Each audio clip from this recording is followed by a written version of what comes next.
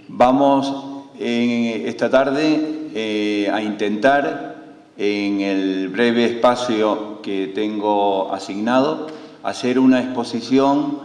del régimen tributario del mecenazgo. El régimen tributario del mecenazgo está vinculado estrechamente a las entidades sin finalidad lucrativa. La norma fundamental que rige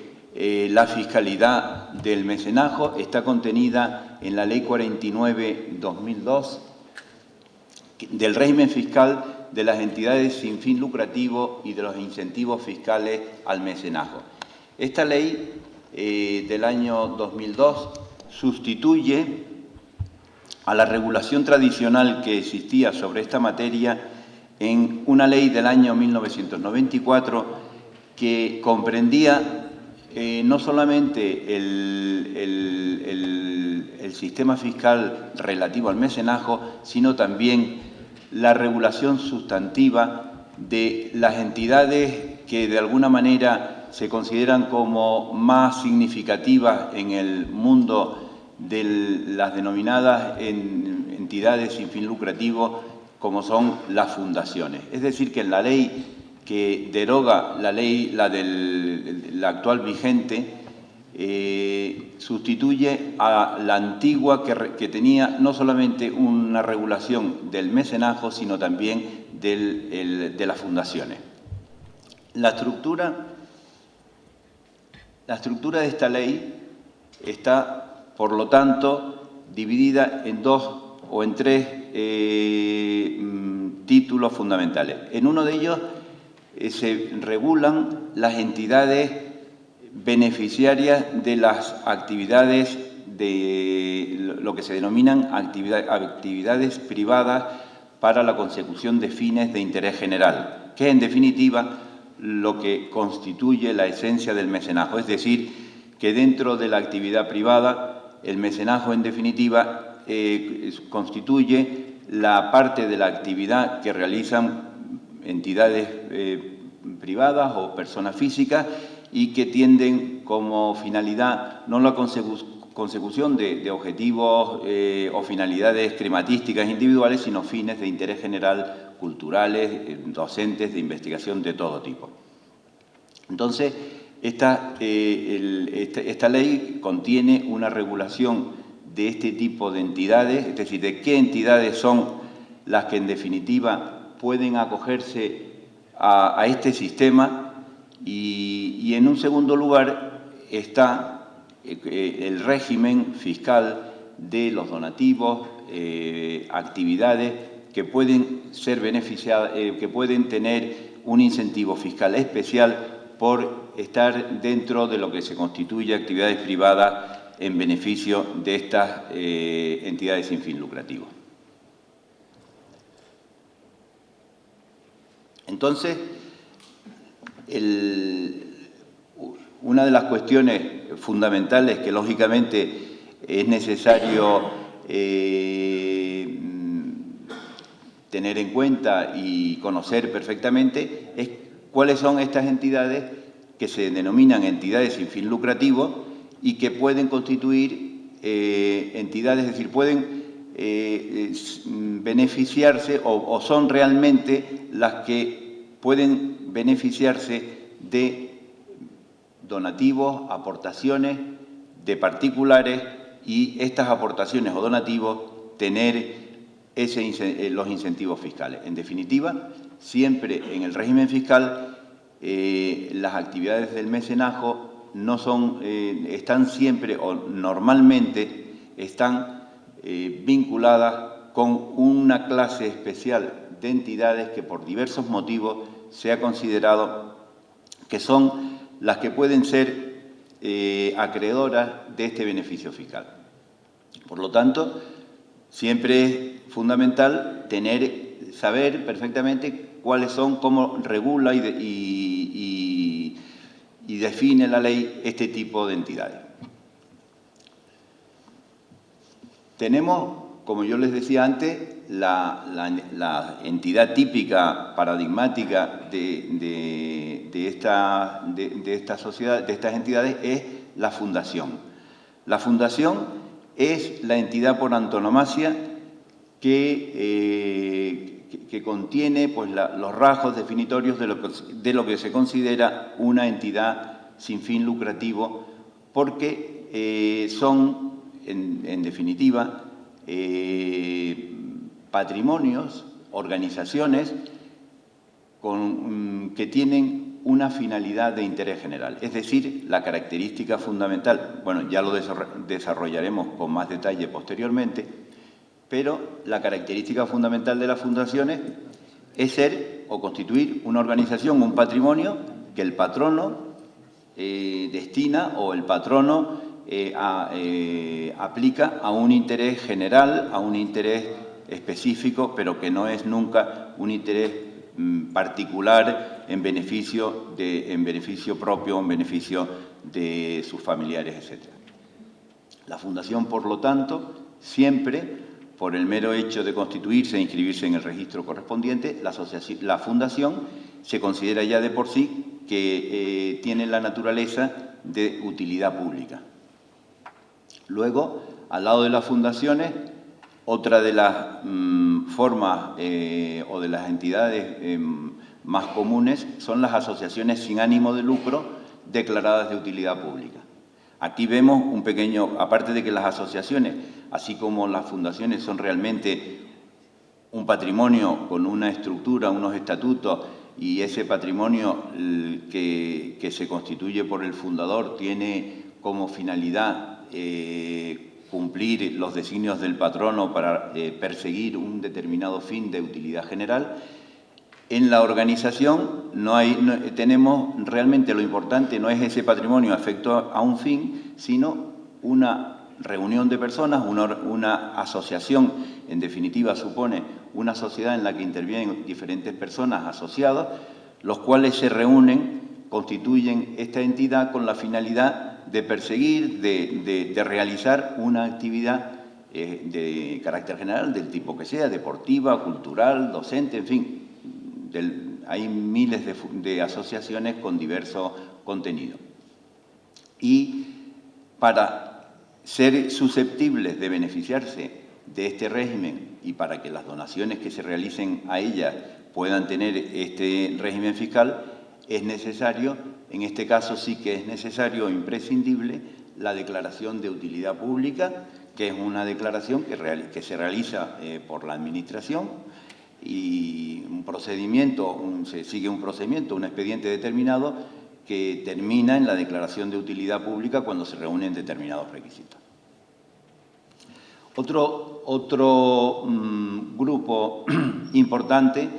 de entidades de esta naturaleza, que participan de esta calificación de entidades sin fines lucrativos, son las organizaciones no gubernamentales de desarrollo. Las conocidas o famosas ONG, que tienen entre sus fines como objeto expreso la realización de actividades relacionadas con los principios y objetivos de cooperación internacional. Se inscriben también en un registro especial, pero hay que tener en cuenta que estas organizaciones no gubernamentales, las ONG, no son realmente una figura especial una clase particular o una de entidad jurídica, sino que realmente tienen que adoptar siempre una de las dos formas anteriores, es decir, que la ONG será siempre o una fundación o una asociación, que son las dos formas jurídicas que deben adoptar. Es realmente el fin o la finalidad que persigue, el objeto social que puedan tener estas entidades, las que de alguna manera permiten calificarlas como ONG, ¿no? Luego vienen como otro tipo como otros tipos de entidades de este tipo, las delegaciones de fundaciones extranjeras que se inscriben, es decir, esto se homologa de alguna manera la fundación extranjera al régimen interior mediante la inscripción en el registro público correspondiente, las federaciones deportivas, el Comité Olímpico, federaciones, etc. O sea, bueno, una puntualización que en la presentación les pongo aquí es que estas entidades que son entidades sin fin lucrativo, aquellas cuyo régimen les permita no tienen la naturaleza de entidades sin fin lucrativo aquellas cuyo régimen les permita la reversión de su patrimonio a legatarios herederos. Esta es una característica fundamental de la fundación, y es que el patrimonio es un patrimonio que, una vez que se constituye la fundación por su fundador, pues se desvincula por completo de su patrimonio personal. Es decir, que ese patrimonio que se ha aportado por una persona determinada se constituye en una entidad y ya de alguna manera queda afecto a la consecución de ese fin, y en el caso de disolución de esa fundación, ese patrimonio no puede revertir ni a su fundador ni a sus herederos o legatarios, puesto que, en definitiva, esto además constituye una condición sine qua non para que la fundación pueda ser considerada como tal, ¿no? Otra precisión es que las entidades mercantiles no les es aplicable este régimen por no tener carácter no lucrativo. Bueno, este es el régimen actual, que a lo mejor en el futuro pues podría de alguna manera, dentro de las actividades de alguna manera sociales que debe tener cualquier tipo de entidades, pues de alguna manera en las empresas o entidades mercantiles podría probablemente en el futuro abrirse un cauce para algún tipo de mecenazgo que se canalice no a través de entidades no lucrativas, sino de entidades mercantiles con determinadas condiciones. Pero esto, hoy por hoy, el régimen del mecenazgo está siempre vinculado a las aportaciones o donaciones a entidades específicas que determine la ley. Y luego, junto con estas entidades, la norma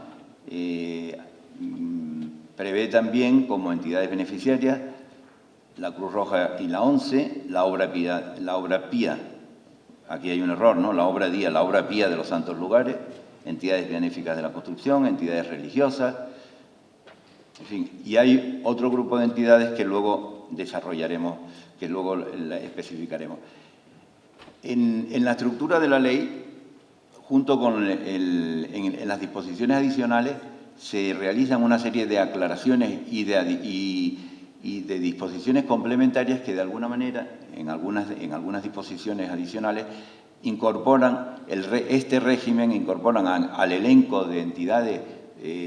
susceptibles de tener este régimen, se incorporan alguna otra entidad que de alguna manera a lo largo de los años pues ha sido conveniente o el legislador ha creído oportuno incluir dentro de las entidades que pueden ser beneficiarias de este régimen. Bueno, pues, ¿cuáles son los requisitos para disfrutar de este régimen? Este régimen especial, estamos hablando siempre de régimen fiscal, de tributación, y entonces, pues, esto tiene dos vertientes. La vertiente de la entidad, de la fundación, asociación o entidad que sea, y la vertiente del tratamiento fiscal, del donativo que una persona particular hace a favor de estas entidades, ¿no? Es decir, son como dos capítulos distintos y tienen, lógicamente, pues, una problemática diferente. La primera parte es cómo tributan este tipo de entidades en el impuesto de sociedades, es decir, qué régimen tributario. Sabemos que las sociedades, las entidades jurídicas, tributan por el impuesto de sociedades, por sus rentas, a un tipo determinado, en fin, con un régimen particular. Entonces, se trata fundamentalmente de establecer cuál va a ser el régimen que tengan, el beneficio que obtengan estas entidades en relación con el impuesto de sociedades. Esto va a ser una parte importante del régimen fiscal especial. Y luego existen también unas repercusiones tributarias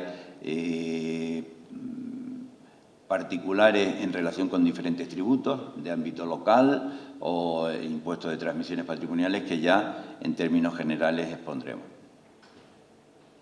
Para tener este régimen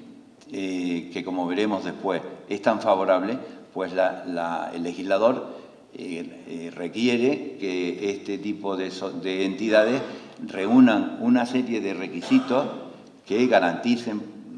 perfectamente, que garanticen completamente que son merecedoras de tener este régimen especial, puesto que no tienen finalidad lucrativa, sino tienen realmente una clara finalidad de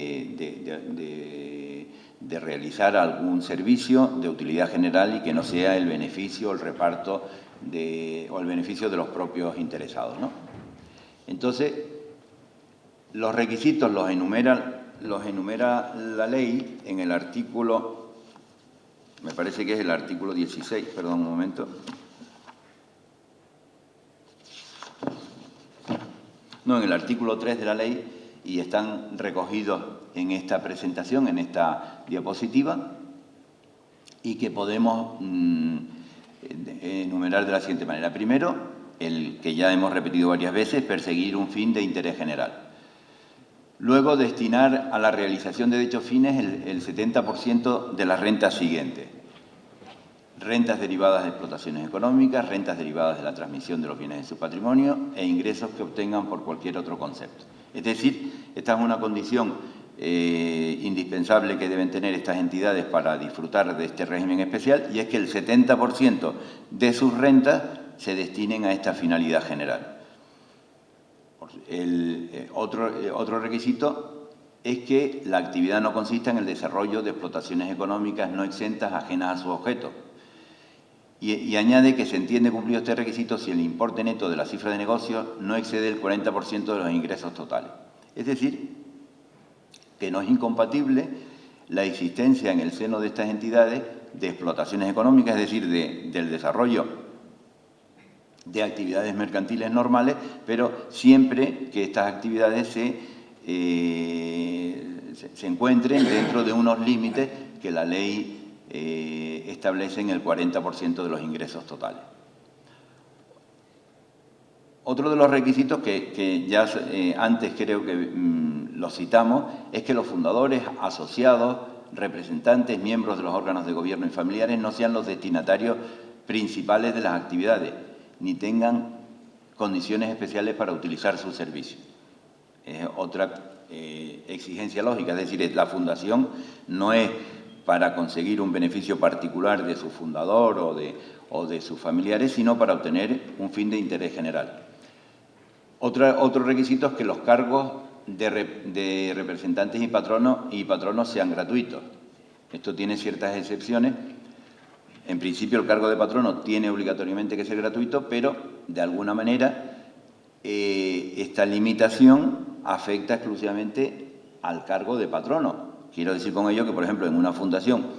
el cargo de patrono o de administrador es gratuito, pero el fundador o sus familiares pueden intervenir en la gestión de la fundación, pues como empleados o como gerentes o como prestadores de servicios profesionales. Es decir, siempre existe, yo no digo algún subterfugio, pero algún mecanismo que permite de alguna manera la intervención de las personas vinculadas con el fundador en el funcionamiento de la fundación. Pero el cargo de patrono y administrador debe ser gratuito.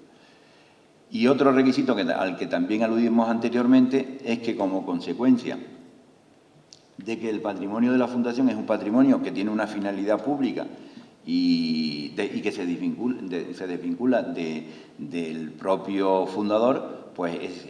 una vez que si se disuelve la fundación en un momento, ese patrimonio no puede revertir al fundador, sino que tiene que o revertir a otra fundación o a una entidad pública, es decir, que ese patrimonio de alguna manera queda ya afecto a la comunidad y se desvincula del patrimonio particular de quien lo haya aportado. Luego, pues, al final se mencionan unos requisitos ya más de tipo formal o de tipo procedimental, como son las obligaciones de registro. Hay un registro especial cumplimiento de obligaciones contables y rendición de cuentas y la elaboración de la memoria.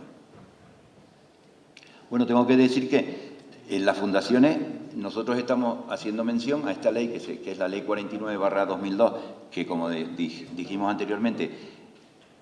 regula el régimen fiscal de estas entidades, pero que no regula ni establece cuál es el régimen jurídico al que se deben someter las mismas. Quiero con ello decir que tanto las fundaciones como las asociaciones se rigen por una norma propia. En el caso de las fundaciones es la Ley 50/2002, y las asociaciones también tienen otra ley especial que regula el régimen de constitución y funcionamiento, etcétera, ¿no? Esta ley, el régimen fiscal, y otras leyes regulan el sistema sustantivo, el régimen jurídico particular. Y por otro lado, existe, como en otras ocasiones es ya muy frecuente, una norma a nivel autonómico, una norma canaria de fundaciones y de asociaciones, pero en definitiva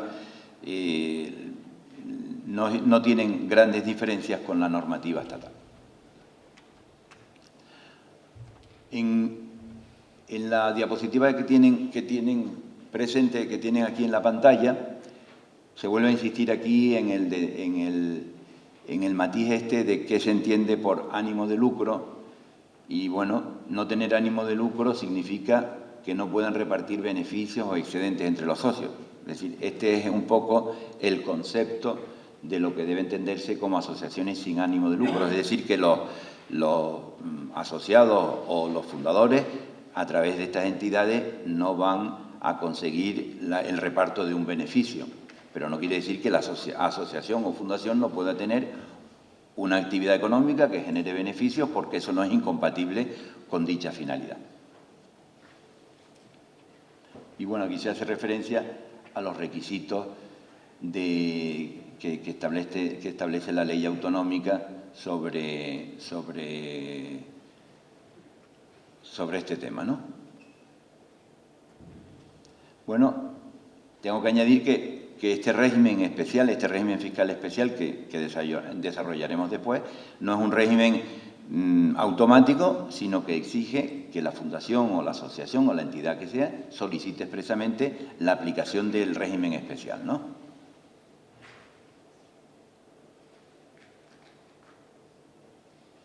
Bueno, pues entramos ya enseguida con el análisis de lo que debe entenderse, es decir, como dijimos anteriormente, el régimen fiscal se establece en principio una normativa muy beneficiosa de tributación para estas entidades. Y uno de los principales beneficios que tienen las entidades sin fin lucrativo que se acogen a este régimen especial es que la mayor parte de sus rentas van a estar exentas de tributación. Es decir, que las fundaciones y las asociaciones, las fundaciones y las asociaciones de utilidad pública, que son sujetos pasivos del impuesto de sociedades, si reúnen los requisitos que hemos dicho, no van a tributar por el impuesto de sociedades prácticamente nada. ¿Por qué? Porque la mayor parte de sus rentas van a ser ingresos que están fuera del ámbito de dicho impuesto. Este es, por así decirlo, una de las partes más importantes de este régimen tan especial, ¿no? Y únicamente una parte de su beneficio, una parte del teórico beneficio que puedan obtener las fundaciones por las explotaciones económicas que pueden realizar, que de acuerdo con la ley no están exentas, pues este beneficio, que por no perseguir el interés general y por no estar dentro del objetivo o finalidad de interés general que persigue la fundación y tener el carácter de explotación mercantil económica, pues bueno, este beneficio es el único que en principio estaría sujeto al impuesto, pero con un tipo impositivo muy reducido, el tipo del 10%. Por lo tanto, la mayor parte de los ingresos van a estar exentos y Una parte pequeña, en el caso de que exista una explotación económica no exenta, estará sujeta, pero al tipo del 10%. Entonces, rentas exentas, pues, las que exponemos aquí, las derivadas de los donativos, es obvio, ¿no? Por otro lado, de las aportaciones recibidas en concepto de aportaciones patrimoniales, de las ayudas en concepto de convenios de colaboración, las cuotas de los asociados, las subvenciones, todas estas están exentas. Esto normalmente constituyen pues, el 90% de los ingresos de la Fundación. Las derivadas de su patrimonio mobiliario e inmobiliario también están exentas. Si una fundación tiene un inmueble o tiene unas acciones que producen unos dividendos, pues bueno, estos dividendos están exentos de tributación si se destinan, si se cumplen los requisitos que dice la ley. Las derivadas de adquisiciones y transmisiones, las derivadas de explotaciones exentas. Ya dijimos antes que hay explotaciones sujetas al impuesto y también hay otras explotaciones que por sus características, por la finalidad que persiguen, la ley considera que deben quedar exentas. Tratándose de federaciones deportivas, las rentas obtenidas que procedan de la transmisión o difusión por cualquier género de competiciones en las que participen selecciones. Bueno, pues, rentas prácticamente todas exentas. Hemos hecho una enumeración bastante genérica de cuáles son y únicamente sujeción de las rentas derivadas de algunas explotaciones económicas que por razón a su naturaleza o función o finalidad puramente crematística no están exentas y tienen que tributar al tipo del 10%. Entonces, la base imponible es la renta neta, es decir, los ingresos menos los gastos derivados de la actividad de las explotaciones económicas no exentas y tributan al 10% con derecho a las demás deducciones y bonificaciones que se establecen en la ley. Bueno, pues al lado de este régimen tan especialísimo que tienen este tipo de entidades en el impuesto de sociedades, tenemos también un régimen beneficioso en el impuesto de transmisiones patrimoniales y actos jurídicos documentados, puesto que las operaciones en las que intervenga una entidad sin fin lucrativo como sujeto pasivo van a estar exentas del impuesto. Esto pues es muy importante, ¿no? El IBI también. El IBI, siempre que se trate de inmuebles no afectos a actividades económicas, exención del impuesto de sociedades, impuesto de actividades económicas, también tienen la exención subjetiva por razón de la condición del sujeto pasivo. Y lo mismo cabe decir respecto al impuesto sobre incremento de valor de los terrenos, que es las siglas estas, impuesto, del apartado C, se refieren al impuesto sobre incremento de valor de los terrenos de naturaleza urbana. Siempre que la obligación de pago del tributo le corresponda a la entidad no lucrativa, pues tienen derecho a la exención. Bueno, entonces, esto es un poco, por así decirlo, la primera parte del régimen fiscal, el régimen particular que tienen fundamentalmente en el impuesto de sociedades este tipo de entidades. Y luego entramos de lleno en lo que es más directamente la finalidad de esta exposición, que es analizar no ya la tributación de las entidades, sino qué beneficios o qué incentivos fiscales tienen las ayudas que realicen particulares y empresas a actividades de interés general, ¿no? Y que se pueden calificar como actividades de mecenazgo. Yo aquí les transcribo una nota de Domingo Carbajo, que tiene un estudio interesante sobre el régimen del mecenazgo y que comenta que este régimen viene a simbolizar la necesidad y el convencimiento que tienen las personas físicas, jurídicas, profesionales y empresarios de no limitarse en sus actividades a la búsqueda de su bienestar exclusivo, sino también de trasladar parte de su actividad y sus energías a hacer algo en favor de la sociedad, algo que no termine en su propio beneficio o en su propio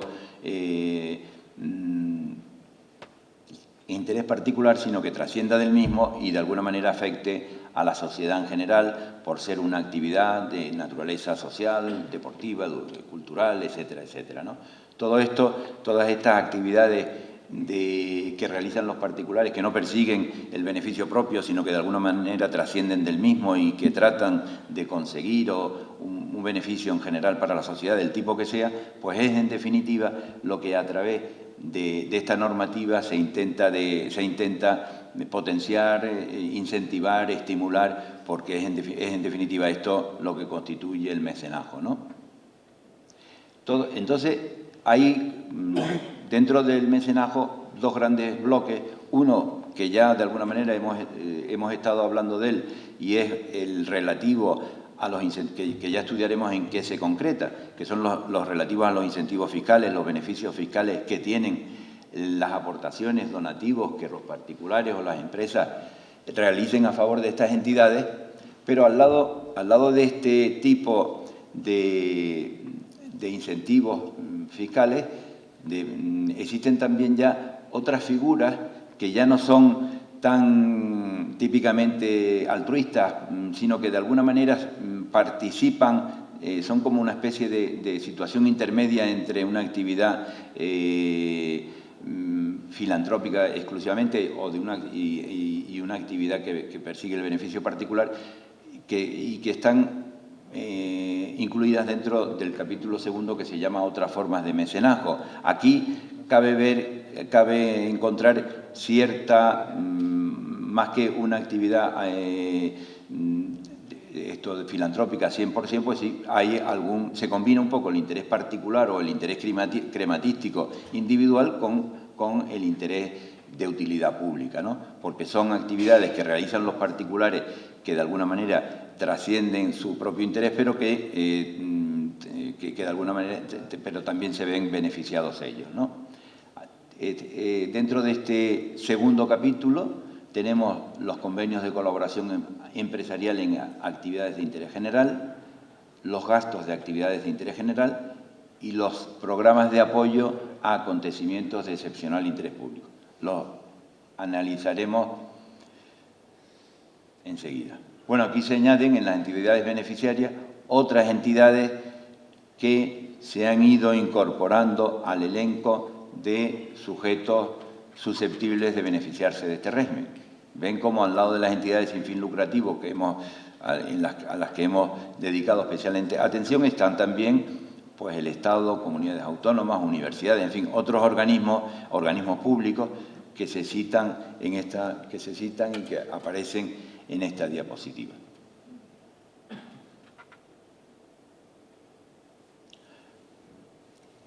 Como decíamos antes,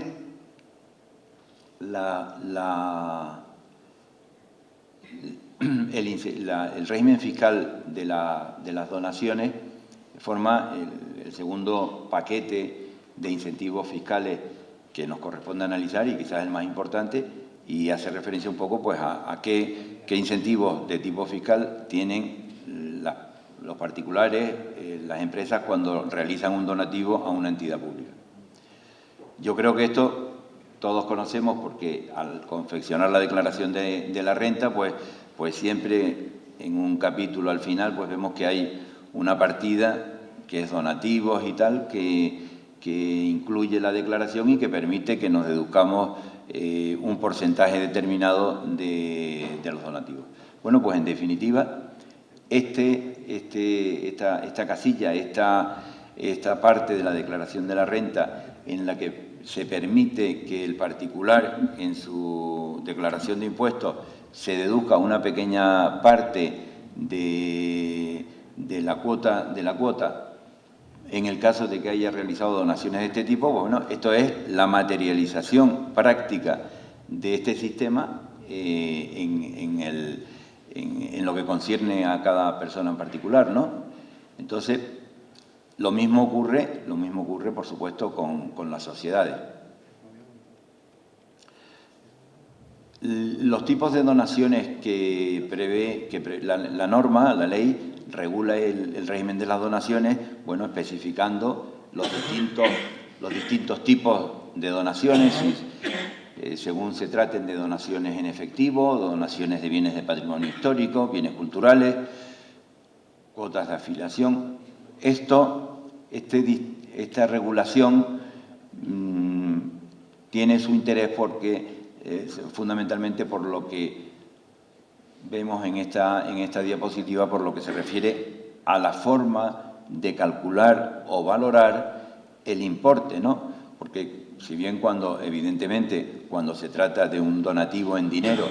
la cuantificación obviamente no tiene problema, en cambio cuando estamos hablando de donativos de bienes o donativos de bienes de interés cultural o de un usufructo, pues donativos de obras de arte, pues bueno, aquí se complica un poco el tema relativo, la cuestión relativa a la valoración de la donación, porque hay que establecer un sistema objetivo que garantice que el valor que se otorgue a esta donación que va a tener este régimen fiscal especial sea un valor objetivo, razonable y que deje contentos a todos, ¿no? Bueno, pues la ley establece un régimen razonable, un régimen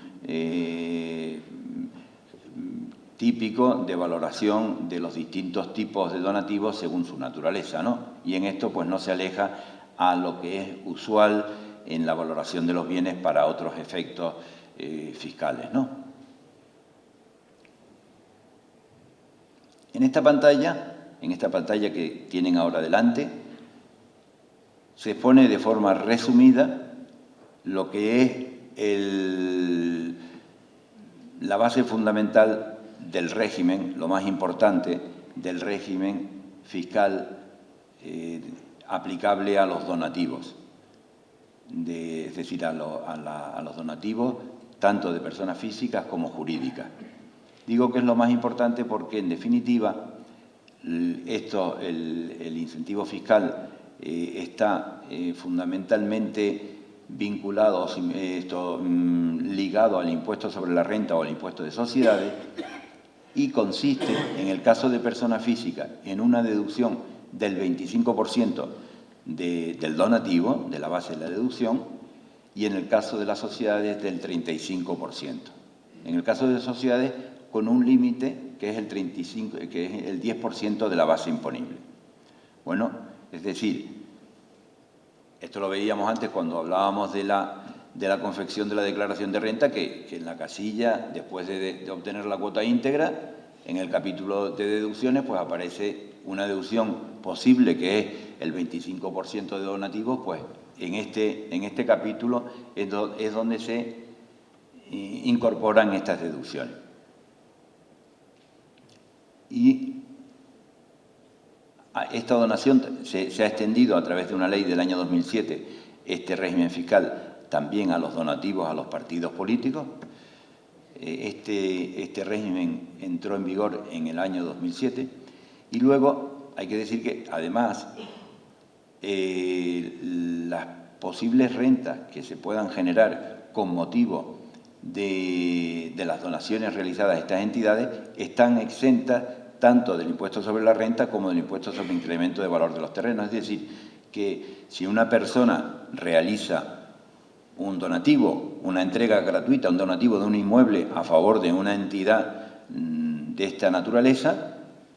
va a tener dos beneficios. Primero, el hipotético, la ganancia patrimonial que se obtenga en este donativo, la diferencia entre el valor que tenga el bien en ese momento con el coste que tuvo cuando él lo adquirió. Ese incremento, esa ganancia patrimonial, no va a estar exenta del impuesto, y también va a estar exento del impuesto va a estar exento también el impuesto sobre el incremento de valor de los terrenos.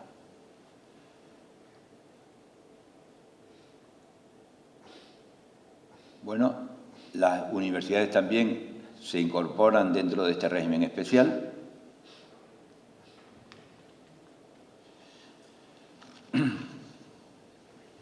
Bueno, conjuntamente con este sistema se ha añadido una especie de mejora mejora de los incentivos fiscales en relación con determinadas actuaciones, programas que por razones coyunturales se estima proteger de forma especial en determinados momentos. Y esta previsión de un incentivo especial superior en determinados casos viene recogido en la ley por remisión a la Ley de Presupuestos Generales del Estado, que permite que en las leyes de presupuestos del Estado se regulen determinados programas o se establezcan determinados regímenes de programas especiales que merecedores de un incentivo especial que por el motivo que sea conveniente incentivar de forma especial. Y entonces, en estos casos, se incrementa la deducción en las personas físicas del 25 al 30% y de las personas jurídicas al 40%.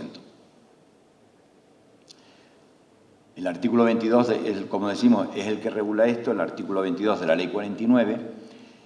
y lo denomina mecenazgo prioritario, diciendo que las leyes de presupuestos generales del Estado determinarán anualmente las actividades de interés general y las entidades beneficiarias de unos incentivos consistentes en elevar hasta un máximo de 5 puntos porcentuales tanto los porcentajes como los límites de deducción de los incentivos mencionados anteriormente. Y ya las leyes, pues, con motivo de determinados acontecimientos especiales, han ido previendo algunos supuestos, algunos programas de mecenazgo prioritario. Bueno, pues, conjuntamente con estas actividades de mecenazgo puras, que son los donativos sin ningún tipo de contraprestación, que, como decimos, por ser entidades de ese tipo, entidades no lucrativas o entidades de las que mencionamos anteriormente, tienen un incentivo fiscal especial, existen otras formas de colaboración en actividades de interés general que no son, podemos decirlo de una manera, que no son 100%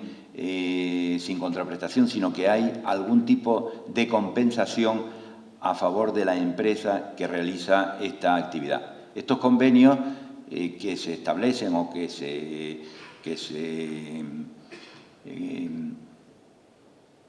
se pactan en determinadas condiciones, pues de alguna manera suponen la colaboración de empresas privadas en un programa determinado y la compensación que normalmente obtiene la empresa por este apoyo a esta actividad o a este programa de interés general es la difusión por distintos medios, la difusión de la entidad que colabora en dicho programa. De alguna manera, en estos convenios, existe a favor de la empresa que realiza la aportación una compensación en forma de la obtención de un beneficio indirecto por la difusión que su patrocinio o su colaboración en esta actividad de interés general le realiza el consorcio o el ente encargado de esta actividad. Los requisitos: la ley tiene que aprobar el programa, tiene que haber un reconocimiento previo, es decir, todo esto, lógicamente, está rodeado de una serie de requisitos que garantizan, pues, que este beneficio especial, pues, se aplique debidamente. También, dentro de este capítulo de actividades especiales de mecenazgo, están los gastos de interés general, que tienen también la condición de deducible, puesto en la sociedad que los realiza, aunque no se correspondan con el objeto social. Son gastos realizados por empresas particulares para fines de interés general y se pueden deducir sin límite alguno. Y luego, el último capítulo de este tipo de programas especiales o de actividades similares o con un régimen similar al mecenazgo es el de los programas de apoyo a acontecimientos de excepcional interés público, que son programas que obedecen a la celebración de determinados eventos de excepcional interés público de carácter temporal y ámbito de aplicación limitada. Se establecen, son beneficios que se establecen en favor de actividades vinculadas al acontecimiento concreto de que se trate. Y estos programas de incentivos o de promoción de determinadas actividades, estos programas se concretan en dos tipos de beneficios o de ventajas. Las deducciones por gastos de publicidad y propaganda, por un lado, que pueden obtenerse a través del mismo, y también la deducción de los donativos a favor del consorcio.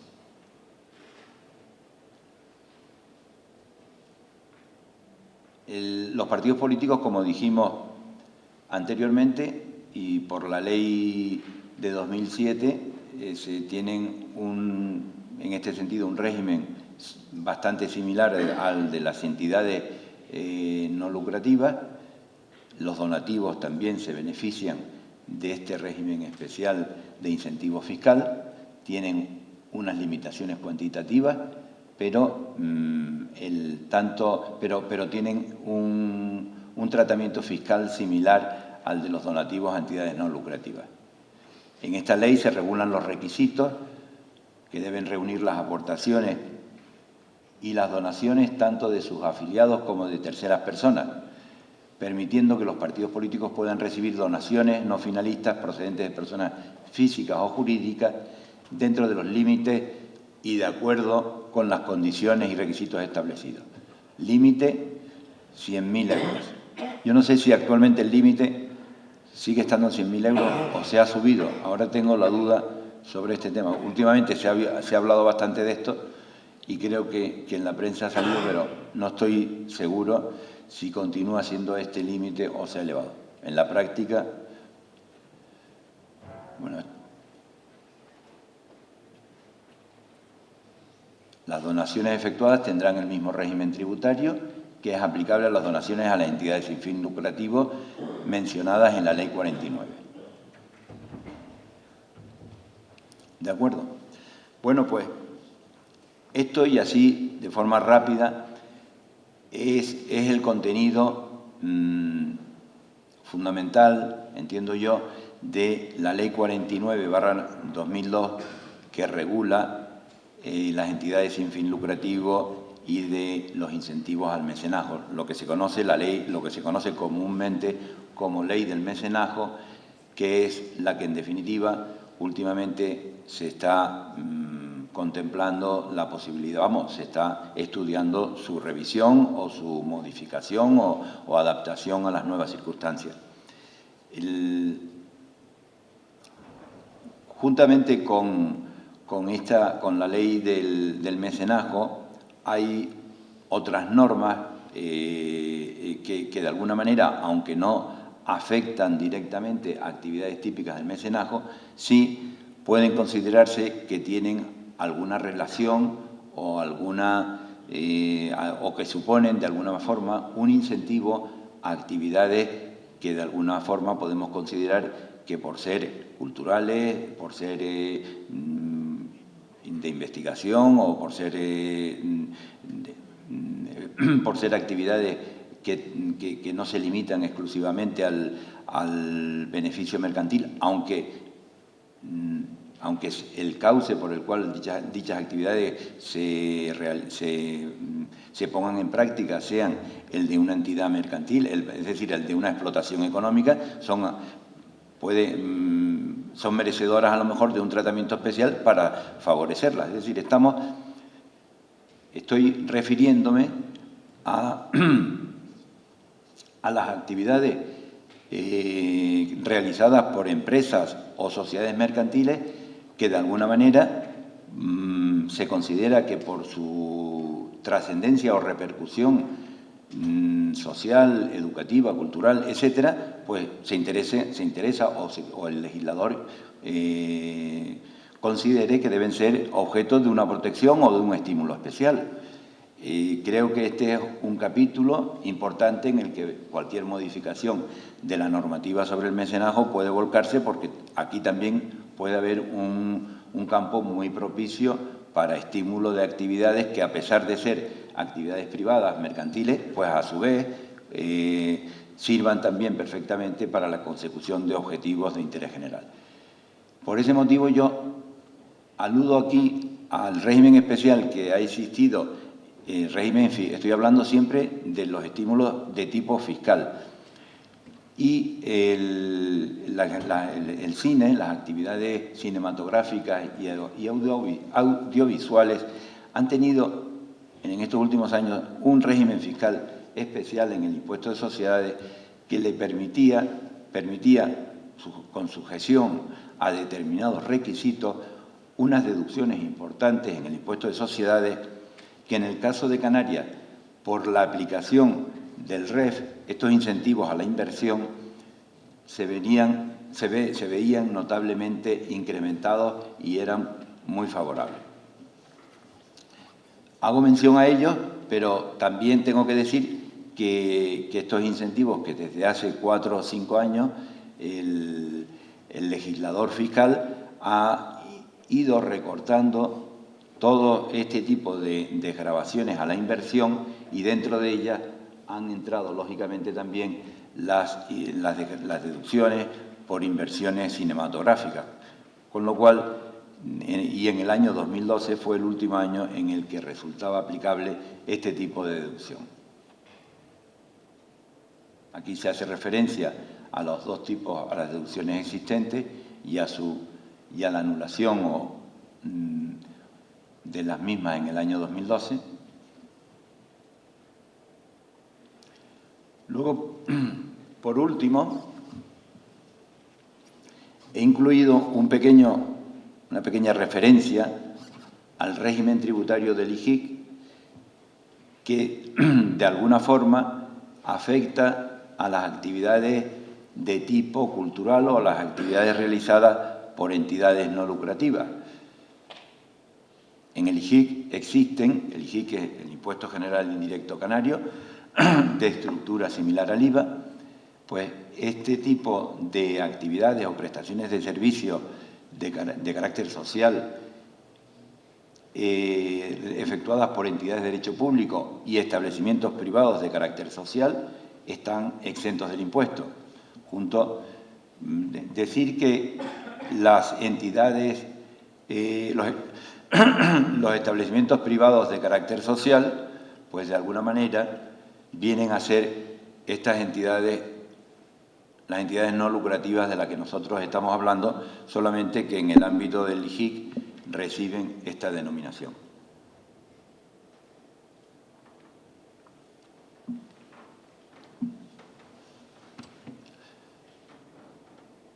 También hay exenciones para servicios de bibliotecas, visitas a museos, representaciones teatrales, musicales, exposiciones.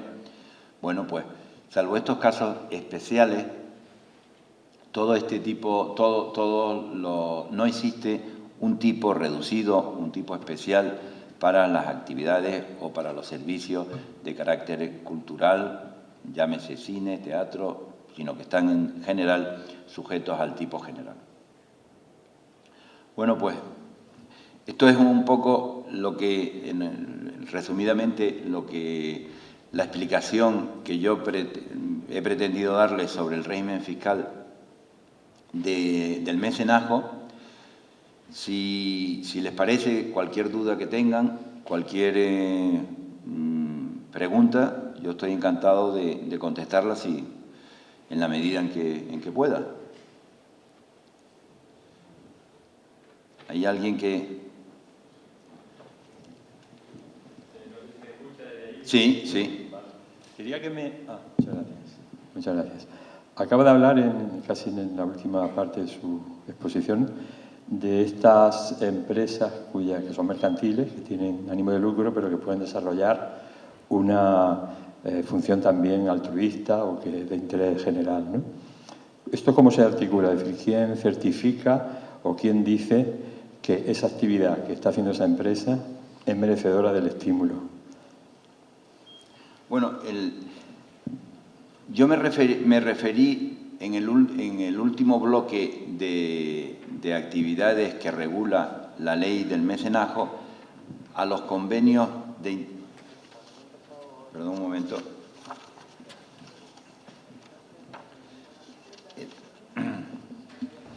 En el capítulo 3 se habla de convenios de colaboración empresarial en actividades de interés general,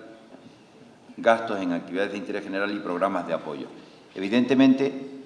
no son, entiendo yo que no son sistemas abiertos en el que cabe cualquier tipo de actividad de interés general y cualquier empresa puede canalizar determinada actividad por ahí, sino que obedecen siempre a convenios, a programas determinados aprobados por la Administración, etcétera, ¿no? En el artículo 25, cuando habla de los convenios de colaboración, los define, que dice que aquel por el cual las entidades a las que se refiere el artículo 16, a cambio de una ayuda económica para la realización de las actividades... Perdón un momento.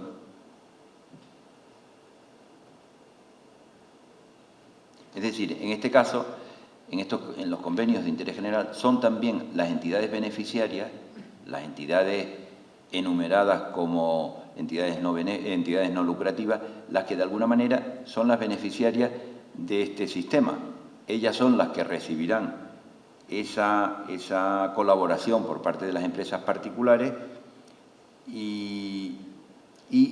a cambio se obligan a difundir por cualquier medio la participación del colaborador. Es decir, que hay una especie de compensación entre la entidad no lucrativa y la empresa. La entidad no lucrativa recibe una aportación y la empresa recibe, en contrapartida, pues la difusión, la propaganda del patrocinio realizado por ella, con lo cual de alguna manera es una ventaja. Incluso esta compensación que por vía de publicidad realiza la entidad no lucrativa a favor de las empresas que colaboran en este tipo de actividades, se ha planteado incluso la sujeción de este servicio por el IVA, ¿no?, como un servicio publicitario, aunque al final la doctrina, la interpretación de la Dirección General de Tributos ha considerado que esta actividad es como una actividad exenta. Yo creo que aquí entrarían pues todo este tipo de actividades culturales que muchas veces vemos en la prensa de todo tipo, musicales, de todo tipo, ¿no?, en la que aparecen siempre la enumeración de una serie de entidades patrocinadoras, promotoras, que de alguna manera se benefician su beneficio está en la publicidad, en la imagen que representa su participación en una actividad que se considera pues una actividad que da una imagen de marca a la propia empresa. Y luego, junto con esto, están los programas de apoyo, que son también siempre estamos hablando de programas o de convenios particulares en los cuales los requisitos y las particulares y los requisitos de la colaboración tienen que cumplirse a rajatabla, ¿no? No sé si contesto. A veces, uno piensa en financiar determinadas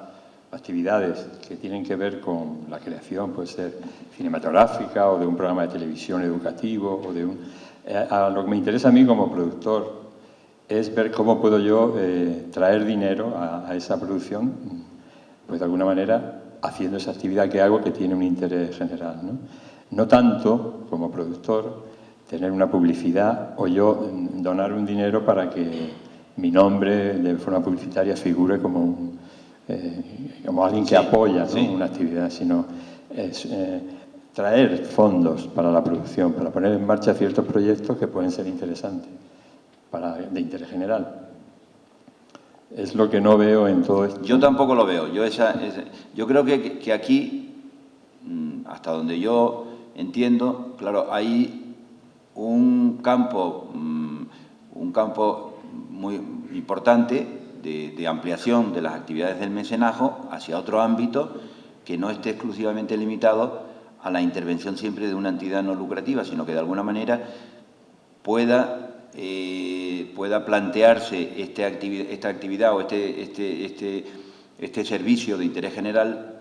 como una labor de colaboración social que pueden hacer las entidades mercantiles, ¿no? Yo no sé si, pero yo creo que aquí que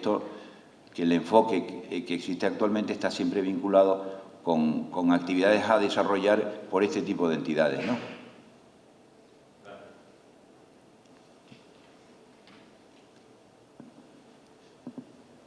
¿Algo más?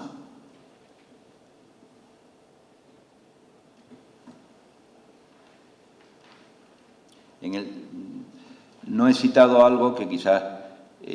puede que esté en la mente de algunos, y es el régimen especial canario, el régimen, el REF. Como es sabido, en este año, el año 2013, termina la vigencia del REF, de la ley de modificación, de la normativa de estímulos fiscales que existen en el régimen económico fiscal de Canarias y que son objeto de negociación entre el Estado español o la Comunidad Canaria y la Unión Europea, y que suponen, en definitiva, una serie de estímulos fiscales con una proyección plurianual que da la casualidad que el régimen actual culmina el año 2013. Y en estos momentos se está en negociaciones para la renegociación, para conseguir un nuevo acuerdo, un nuevo convenio para el periodo 2014 a 2020.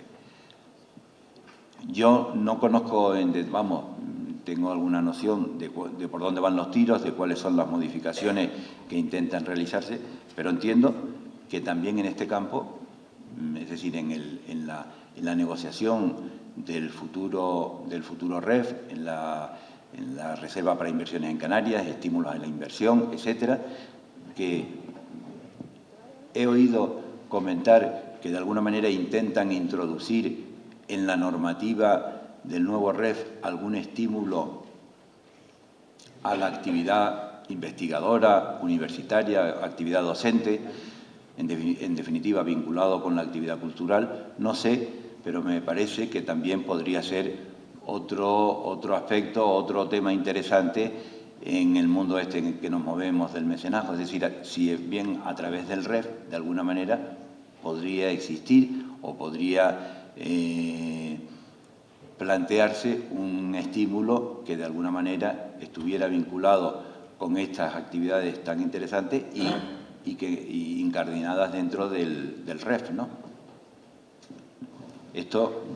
Estamos en este momento, según entiendo yo, pues en fase de negociación del nuevo convenio que va a regir para el periodo siguiente, 2014 a 2020.